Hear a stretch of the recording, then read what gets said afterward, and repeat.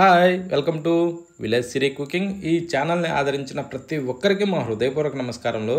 ఇవాళ చాలా మంచి రెసిపీతో మీ ముందుకు వచ్చాను. చాలా అంటే చాలా బాగుంది. ఒక్కసారి ఈ విధంగా సగ్గు బియ్యంతో చేసి చూడండి. టేస్ట్ మాత్రం చాలా అంటే చాలా బాగుంటుందండి. కప్పులు కప్పులు కూర్చున్నగానే తినేయాలండి, అంత రుచిగా ఉంది. ఇది స్వీట్ కాదండి, హాటు. కానీ ఇది ఇంట్లో పిల్లల నుంచి పెద్దవాళ్ళ వరకు ప్రతి ఒక్కరికి మంచి హెల్దీ అయిన ఫుడ్ అండి. ఎవ్వరూ మిస్ కావద్దు. ఎలా చేయాలంటే, ముందుగా సగ్గుబియ్యం ఒక కప్పు తీసుకునేసి ఒక బౌల్లోకి తీసుకున్న తర్వాత ఇప్పుడు మనం నీళ్లు పోసి దాన్ని బాగా మనం కడిగి ఒక 3 లేదా 4 సార్లు కడిగి నీళ్లు వంచేసుకోవాలండి. ఓకేనా? 3 లేదా 4 సార్లు కడిగి వంచేసిన తర్వాత అప్పుడు మనం ఏం చేద్దామంటే, మళ్ళీ అదే సగ్గుబియ్యంలో మరికొన్ని నీళ్లు, అంటే మనం సగ్గుబియ్యం నానబెట్టినప్పుడు ఒక గంట సేపు నానబెడతాం కదా, ఆ గంట సేపు నానబెట్టినప్పుడు ఎంతవరకు ఉబ్బతాయో అన్ని నీళ్లు ఖచ్చితం పోసుకొని నానబెట్టాలండి. ఓకే? ఇప్పుడు స్టవ్ ఆన్ చేసి ప్యాన్ పెట్టుకునేసి దాంట్లో కొద్దిగా నెయ్యి వేసుకోవాలండి. అంటే ఒక 2 టేబుల్ స్పూన్ల వరకు నెయ్యి వేస్తేనే సూపర్ టేస్టీగా ఉంటుంది. ఇప్పుడు దాంట్లోకి 1 కప్పు వేరుశెనగ గింజలు వేసి ఆ నెయ్యిలో ఈ వేరుశెనగ పప్పుల్ని ఇలా బాగా వేగనివ్వాలండి. ఓకేనా? సన్న మంట మీద వీటిని బాగా వేగనివ్వాలా. ఇలా వేగిన తర్వాత మంచి ఎర్రగా వచ్చాక ఇప్పుడు ఒక చిన్న కప్పు జీడిపప్పులు కూడా వేసుకునేసి, బాదం పప్పులు ఒక 5, 6 లేదా 7, 8 మనకి ఎన్ని అవసరమైతే అన్ని వేసుకోవచ్చండి, మన ఇంట్లో స్తోమతను బట్టి. ఓకే? వేసుకున్న తర్వాత వీటిని మనం మంచి ఎరడాలుగా వేగనివ్వాలండి. ఇవన్నీ బాగా వేగాక ఇవన్నీ తీసి ఒక ప్లేట్లోకి వేసుకోవాలి. అంటే మాడకుండా ఇలా మంచి కలర్ వచ్చే విధంగా వేగనిచ్చుకోవాలండి. ఓకే? అప్పుడే ఇవి మరింత రుచి వస్తాయి. ఇవన్నీ తీసి ఒక ప్లేట్లోకి వేసుకునేసి ఇప్పుడు మనం ఏం చేద్దామంటే, తామర గింజలండి, అంటే పూల్ మకాన్ అంటారు, ఈ తామర గింజల్ని దాంట్లో వేసుకునేసి అదే నెయ్యిలోనే కాస్తలా వీటిని కూడా కలర్ మారేదాకా వేగనివ్వాలండి. అంటే బాగా ఎక్కువ శాతం కాదు, కలర్ మారాలి అంతే. ఆ టైప్లో వీటిని వేగనివ్వాలండి. చూడండి, కలర్ మారే కదా, ఈ టైప్లో వచ్చాక ఇవి కూడా తీసేసి ఒక ప్లేట్లోకి వేసుకోవాలి.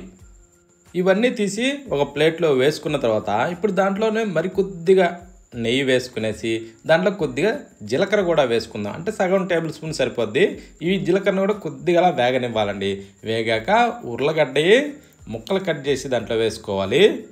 అంటే బంగాళాదుంపలను ఒక 2 మీద తోలు తీసేసి ఇవి కట్ చేసి ఉప్పు నీటిలో వేసిన తర్వాత దీంట్లో వేసానండి. ఓకే? ఇప్పుడు వీటిని మనం బాగా వేగనివ్వాలి. ఇలా వేగే దాంట్లో ఒక 2 లేదా 3 పచ్చిమిరపకాయలని చిన్నగా కట్ చేసి వేసి, అల్లం ముక్క కూడా అండి 1 ఇంచు దాన్ని చిన్నగా కట్ చేసి వేసి, కరివేపాకు ఒక 4 రెమ్మలు అలా దూసి వేసుకునేసి ఇప్పుడు వీటిని మనం మంచి ఎర్రగా ఎరడాలుగా వేగనివ్వాలండి. ఓకేనా?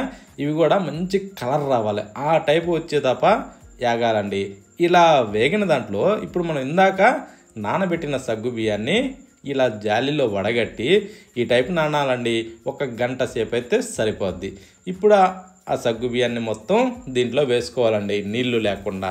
వేసిన తర్వాత ఇప్పుడు వీటిని మనం ఇలా బాగా కలుపుకోవాలండి. కలిపి లైట్గా 1 నిమిషం పాటు దీన్ని బాగా మనం వేగనివ్వాలి. ఈ నెయ్యిలో అన్నది 1 నిమిషం పాటు ఇలా బాగా వేగిందంటే ఈ సగ్గుబియ్యం అన్నది ఈ నేతిని బాగా పీల్చుకుంటుందండి. ఇలా పీల్చిన తర్వాత అప్పుడు నీళ్లు పోసుకుందాం. 1 గ్లాసు నీళ్లు దాంట్లో పోసేసుకోవాలండి. ఓకే? కొంచెం మనకు సూపుగా ఉండాలండి. ఇది ఏంటంటే సూప్ ఐటెం కాబట్టి.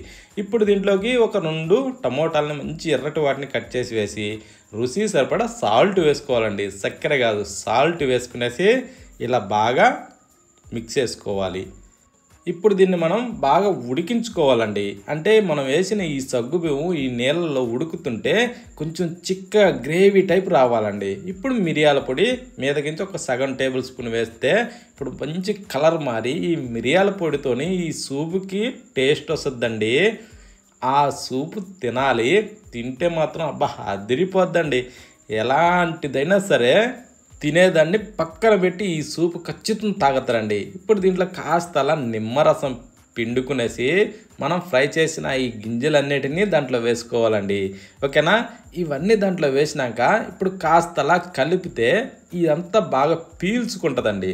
పీల్చుకున్నాక ఇవి అన్నింటికి కూడా రుచి వస్తుందండి, అదిరిపోద్ది. ఇప్పుడు ఈ విధంగా వచ్చినాక మీదకించి కొత్తిమీర జల్లేసుకునేసి ఇక స్టవ్ ఆఫ్ చేసుకోవడం అండి. అంటే మనం తినేటప్పుడు పాయసం టైప్లో కొంచెం సూపుగా ఉండాలండి ఇది. అయితేనే దీనికి మరింత రుచి వస్తుంది. ఓకే, మరి పల్చగా ఉండకూడదు, బాగా గట్టిగా ఉండకూడదు. ఈ టైప్లో జారుడు టైప్లో ఉండాలండి. ఓకే, ఈ టైపు వచ్చాక ఇప్పుడు మనం వేడి వేడిగా సర్వ్ చేసుకునేసి తింటే అదిరిపోద్దండి. ఇలా ఒక్కసారి సగ్గుబియ్యంతో చేస్తే ఒక్క కప్పు తినేవాళ్ళు ఖచ్చితం 4 కప్పులు తినకుండా లెవ్వరండి. అంత బాగుంది.